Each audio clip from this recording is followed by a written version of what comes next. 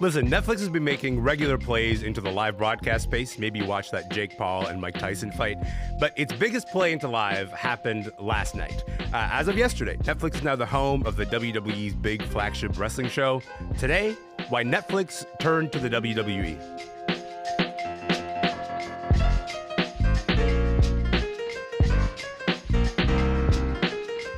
I'm Elamin Abdelmahmoud, and this is Commotion. Look, if you're a wrestling fan, chances are you were watching this last night. Tonight, here in Los Angeles in the Intuit Dome, live on Netflix, we're making history. This, tonight, is the largest arena gate in the history of the WWE. Congratulations. Well, here it comes. Man, I'm saying it loud and proud. Finally, The Rock has come back to Los Angeles. I did resist trying to do that with The Rock. Like, I feel like I'm kind of naturally inclined to go, like, maybe I should follow him, and then I didn't. So that is The Rock setting off Monday Night Raw's Netflix debut last night, one of the most anticipated moments in recent WWE history because it signals a new thing, right? It signals a new era for the WWE and also the way that wrestling is consumed by fans. And also, it sets up Logan Paul's debut on the Raw roster. John Cena's retirement tour kicked off. You know, speaking of fans, two of them are here with me right now. Pablo the Don, David Dennis Jr. Welcome back to the show, everybody. How's it going? Doing great. Good. Thanks for having me. Hello. It's nice to see you. Listen, there was so much hype leading up to the idea of the WWE now being the home, being having a new home, which is like Netflix. Pablo, when you think about that hype and that move, did it live up to the hype last night? Yeah, I mean, wrestling now is more mainstream than ever, and this was its coming out party. I think last night kind of served, like, maybe not for the diehard fans like myself, but as an introduction to the mainstream as to who these people are. I think Michael Cole, one of the commentators, said it. Last night was about introducing everyone to the masses, letting people know who's big, who's important, who's the one to watch, who's the champions, who's our big guys that will be leading us into this Netflix era. And as a diehard, while I was expecting maybe a little more storyline, I still had so much fun. There were so many moments I was shocked. I was just happy to see so many celebrities in a crowd because it used to be taboo to like wrestling as a celebrity. To see Vanessa Hudgens out there loudly and proudly wearing her Hot Girls Like Wrestling shirts, like it was a good moment, and it absolutely lived up to everything I wanted it to be and thought it would be, given that context. I guess, like, as someone who has been in and around and in and out of watching wrestling for some time, in my head, I'm like, wrestling has always been mainstream, but it does seem to be like a new level, David Dennis Jr., to kind of arrive at this moment, maybe the apex of the popularity for WWE, and then enter, into partnership with the biggest streamer. Do you want to tell me about, like, maybe some of your highlights of the night? I mean, for me, the highlight, I think, is as many people see Roman Reigns as possible is a good thing. Like, Roman Reigns looks like a stud. He looks like a crossover star. He is looks the brand, like when you Right. When you see him, it's like, okay, this guy is important. And they started the show off with him pretty much. He's squaring off with The Rock. But overall, it's the presentation.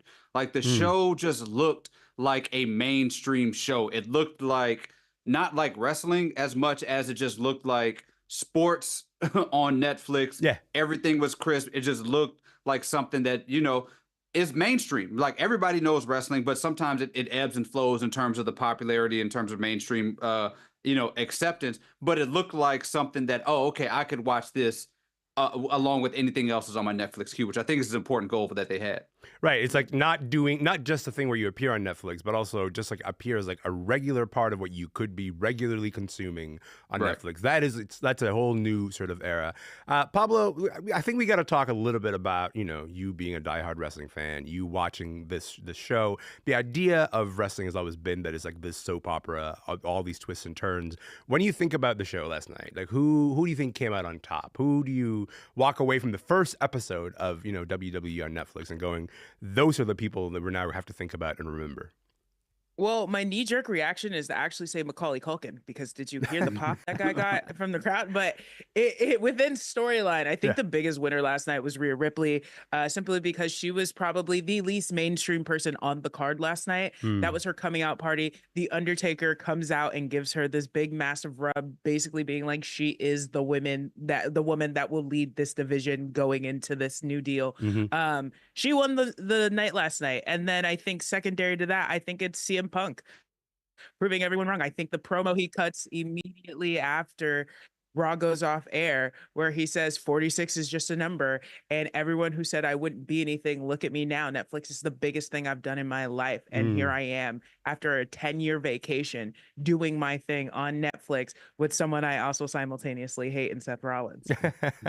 The idea of sitting on Netflix and how it might change the conversation is, I think, something that wrestling fans have been wondering for quite a bit about. Because like one of the questions that I think has been naturally baked into this partnership is like, how does this change Raw? How does this change the storytelling format of the show that is sort of used to being on cable, but used to being on sort of regular networks?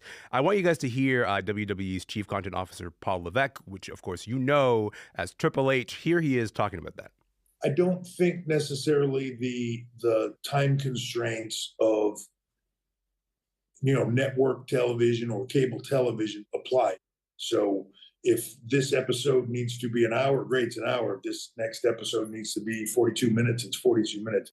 We'll deliver the product in a way that is best for Netflix and what is best for our storytelling. David, obviously early days, but as you watched it last night, did you feel any differences in Monday Raw, and how it felt yesterday? I mean, to me, I think it's the first time in my lifetime that WWE has had a true reset season premiere thing that they have, right? They have, I mean, it's a 52 weeks, every few days they have WrestleMania storylines bleed into other storylines, but this felt like a true introductory, this is what wrestling is, this is what WWE is. It was a table setting in a way that they have not had to do in my life. When I started watching wrestling, people were in the middle of feuds and you had to catch up and they're watching video montages. And this has been the case for forever. This was a true, we have a brand new audience. And it's been a long time since WWE has felt like they've had to reach a brand new audience. They just kind of, catch on as you can. And so that's what the thing that felt the most different for me. Did that feel organic to you, Pablo? Like this idea of here's a new show, but it's also a little bit of a season recap of how we got here. Like the idea of being introduced to these characters, because if a show feels inorganic, I think that can really turn off, diehard fans who kind of go whoa, who are you actually trying to, speak to in this moment? Yeah, I think the thing is if you paid attention, they were trying to tell the diehards, hey, this is what's going to happen tonight. We have to do this to expand our reach. If you guys want the WWE universe to continue to get bigger and bigger, we have to tell people who these people are, because while you know them, while you love them, and that is still millions of people, we are now in 80% of homes across the world. Netflix is that widely available for people. So this is way bigger than they haven't even had this many people to even try to reach until now. So I think people understood, but I think it was necessary. And I think it still felt good. It still wrapped up stories that I were involved in. It still kicked off things like John Cena's retirement tour. It still introduced new people to the masses that I've been waiting for, that have been sitting in catering. So it did what it needed to do, and it still felt good and organic. And it placated to Hollywood in that moment, showing everyone in the crowd. It did the things that it's supposed to do. This felt, I won't say it felt like a WrestleMania, but it felt like right below it.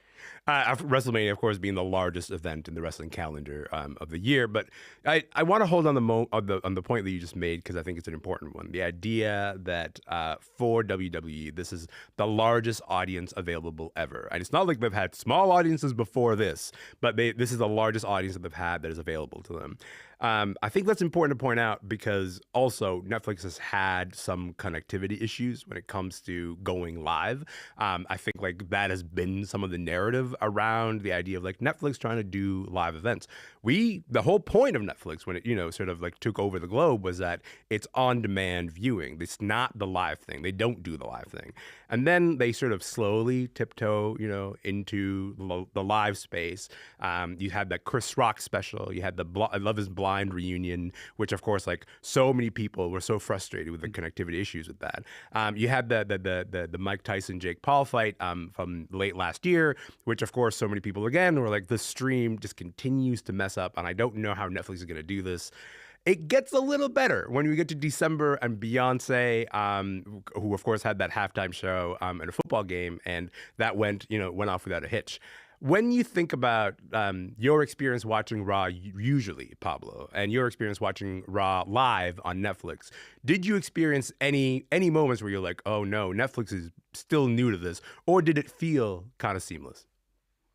It felt seamless, and in fact, I would say it's an improvement from when they were on network television. Oh Like, wow. Okay. it felt like it was in 8K, and I was like, I didn't know Netflix could even hold this up. But then what I realized is that WWE is like new is not new to this. They're true to this. This is their thing. They Hmm. do weekly television 52 weeks a year, just like the NFL does weekly television for 18 weeks a year. They know what kind of production they need to be able to carry these streams. Whereas someone like a Jake Paul and Tyson, whoever produced that, may not have had this experience, or whoever did Chris Rock special, or definitely the Love Is Blind production team, Hmm. don't have that experience to be putting together live programming. Once we got to the NFL and Beyonce, which was the measuring stick for this thing, Yeah. I knew WWE is going off without a hitch because they do this more often and they do it better usually than the Hmm. NFL too. Hmm.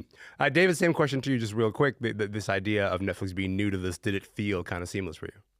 It did, because let's not forget, like WWE, we talk about it as just the wrestling, but they have been pioneers in like sort of in sort of media from the beginning. They did closed circuit television back in the day. They went to pay-per-view before a lot of people. They had a WWE network streaming before a lot of people did that. They went into 4K live Yeah. before people were doing it. They went live shows during the pandemic. Like, they have been really innovative throughout the history of their company to go into these new avenues, new platforms. And they probably looked at Netflix and said, like, this is old hat to us. If there are any, mishaps, we'll figure it out, because that's just what we do as a company. That's what they've been doing for 40 years. Yeah, I think that is something that people don't usually give WWE enough credit for. The idea that they're an innovator in the broadcasting space in every kind of way, because they've had to figure out so many new ways to end up reaching those audiences. Pablo, before we go, the wrestling world lost a legend recently. Sweet Daddy Siki made a name for himself as a wrestler in the U.S. And around the world between the 60s and the 80s. He also called Toronto his home until his death. For anyone who's maybe unfamiliar, what do you think makes Sweet Daddy Siki's legacy noteworthy? I mean, aside from the people that he's trained that are still wrestling today, like Adam Copeland, who formerly of Edge, Edge. and Christian Cage, formerly just Christian, who are now in AEW, arguably having some of the best matches and moments in their career. He also was the first Black wrestler to break the interracial match with Nature Boy Buddy Rogers back in the 60s. And I think it's a cool thing, but also he's just so important to Canadian wrestling. He sold out the Maple Leafs Dome a few times, and he was the first Black wrestler to do so. He's going to be one of those people that if you're a hardcore wrestling fan, you absolutely know him. You absolutely appreciate him. And if you're a casual, you should get to know him. You should try to appreciate him, his work, and his contributions. Because as I say, they're still going today. What he taught Ron Hutchinson, Edge, Christian is now being passed down to the new generation. So his legacy will be going nowhere at this point. I think that's a beautiful place to leave it. I appreciate your time. I appreciate you guys watching Raw like you always would, but then also coming on here to share your thoughts and experience about it. Thank you for your time, you guys. Have a great day. Thank you again. Thanks a Thank lot. you. Yes, of course. David Dennis Jr. is a veteran music journalist and culture critic. He's in Atlanta. And Pablo the Don is a culture critic and part of Those Wrestling Girls podcast. They're in Springfield, Massachusetts. And as of now, every single Monday, you can catch new episodes of Monday Night Raw streaming on Netflix.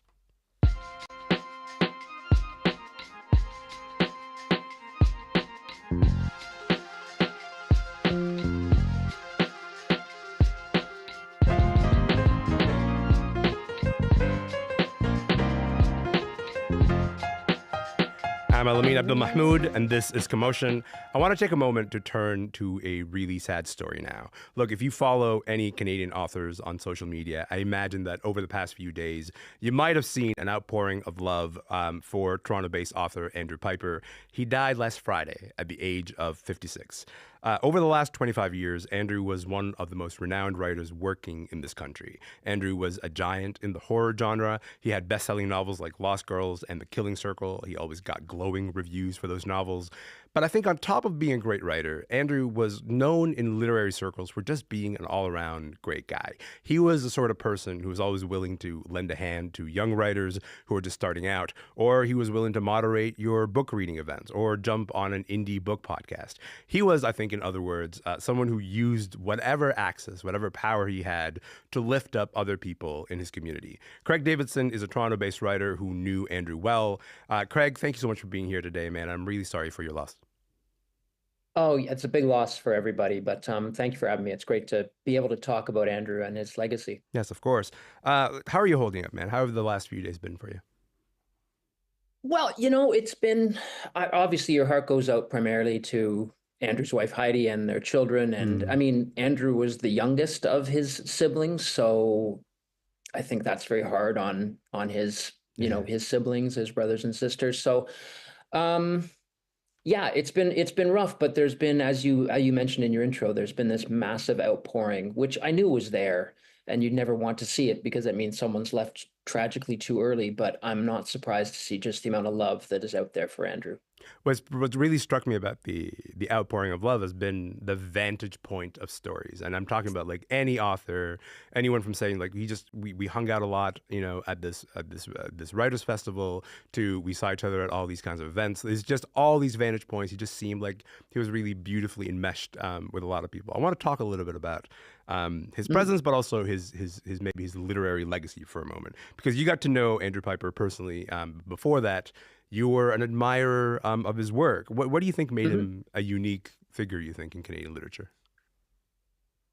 Well, you touched on it on your intro as well. Like Andrew's work, it's really difficult to pigeonhole. Ostensibly horror, but like his first book, Lost Girls, is there's a gothic feel to it. There's Mm, elements of a ghost story. Like one of Andrew's, I think, favorite books is Ghost Story by Peter Straub, and but there's a crime element, there's a legal element, a Dickensian element, and he went on to write books, I'd say, from there, sort of in the horror sphere. But then he'd stop and write a book like The Trade Mission, which is like a standalone thriller. mm, And then the middle part of his career, The Demonologist, I think he was writing things that I would consider to be like dark thrillers. You know mm. what I mean? Yeah. Big ideas, big hooks, propulsive stories. And then the last part of his career, where he was writing under a pen name, some of the books still to come, they're like dark techno thrillers. But the through line was always just like the literariness of his work. Hmm.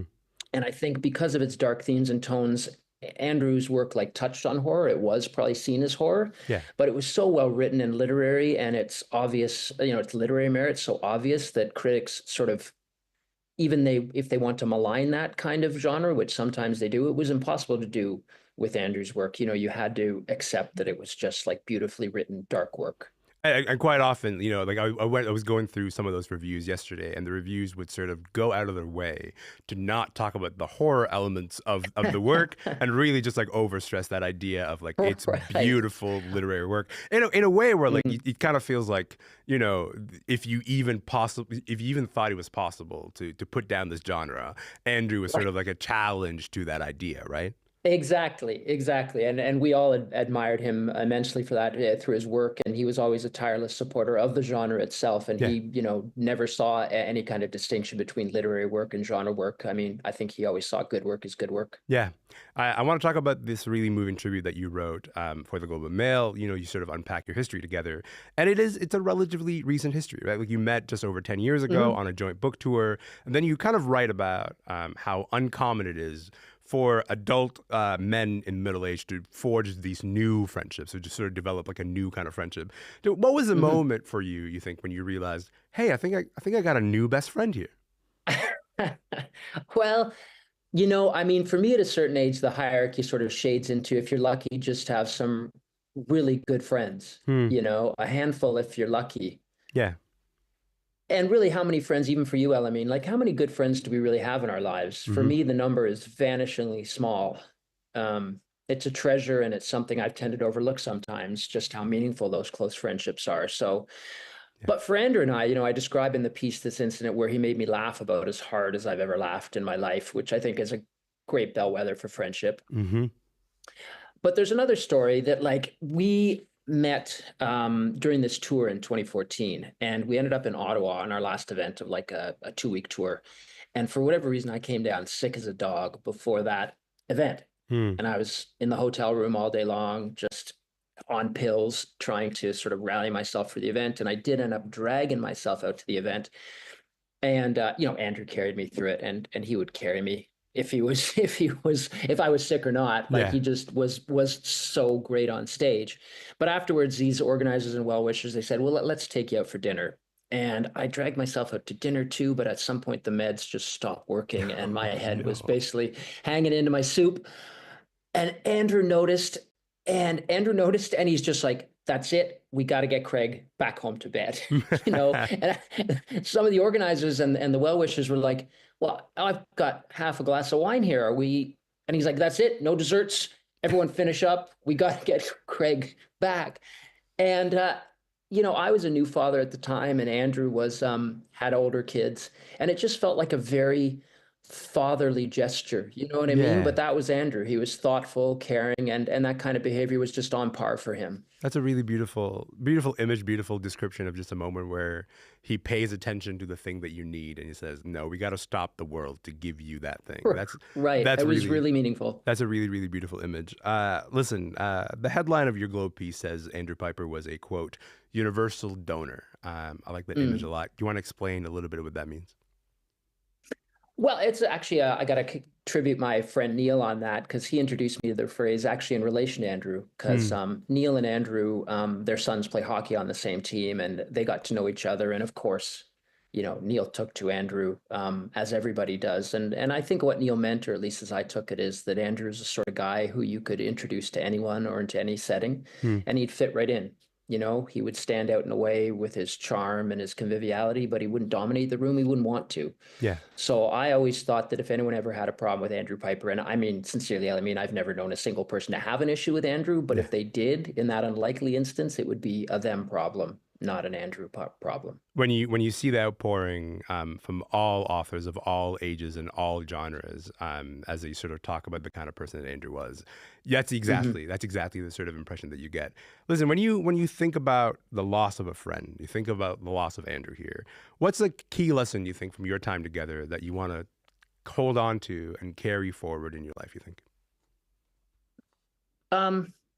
You know, this isn't probably the exact answer to the question, but since the piece came out yesterday, I guess as the kids say, my email inbox blew up. And I swear, I mean, it's with strangers, total strangers who found my email address, I guess, off my website and reached out. And they all start with like, you don't know me, but I knew Andrew. You know, like an old neighbor from Stratford, someone who was his roommate in the 90s, someone who worked with him for a summer. Wow. You know, and all these people shocked to hear of his passing and wanting to tell someone, anybody, I suppose, and I'm the depositor of this, just how saddened they are to have lost that spot of brightness in their lives. So I guess if anything, you know, I carry the notion of a life being lived so well and so fully that it would leave that kind of a legacy, even if it was as tragically brief, you know, as it was. That's not a small thing. That's not a small thing for you to sort of write that really beautiful obit. And for other people to say, I don't know what to do with my grief, but I see that yours mirrors mine in some way. And so I'm going to bring mine, and maybe they can meld together and sort of, you know, and create something new. I think that's a really moving lesson, you know. That's a lovely way to put it. Yeah. Yeah. Listen, for any listeners who maybe might not be familiar with Andrew's work, or maybe they know the name, but they haven't really turn their attention to his work. What do you think they should start with? What do you think they should read? Well, I would recommend three. You know, I do think his work sort of falls into three distinct sort of eras. And the first would be Lost Girls, his first book, which is just a wonderful book, and the one that kickstarted everything. And then The Demonologist is in some ways maybe his most well-known work, and wonderful and worth reading for that reason and many others. And then I'd say William, which is his newest book out right now, under his pen name Mason Coyle. And there's two more to come. That's the thing about Andrew. Even as he was ill, I mean, he went through this incredible, it's not like he was always a hard worker, but man, he has two more books that are slated to come out posthumously. Oh, wow. That he started writing once he got his cancer diagnosis. So William is the one that I've read, and it's wonderful, but I'm sure the next two will be equally as great. Craig, I really appreciate you being here. I appreciate you sharing your stories about Andrew and the kind of person that he was, but also his legacy. Thanks for your time, man. I really appreciate it. Sorry again for your loss. Thank you for having me. I really appreciate it. Yes, of course. Craig Davidson is a writer living in Toronto. We were speaking about his friend and fellow Toronto-based author, Andrew Pyper, who died last Friday. He was 56. And for what it's worth, I just highly recommend that you just find as many tributes as you can from other authors, because there truly has been an outpouring that I've never really seen the likes of before. In the meantime, my name is Elamin Abdelmahmoud. This show is called Commotion. We'll be back tomorrow. Can't wait to see you then.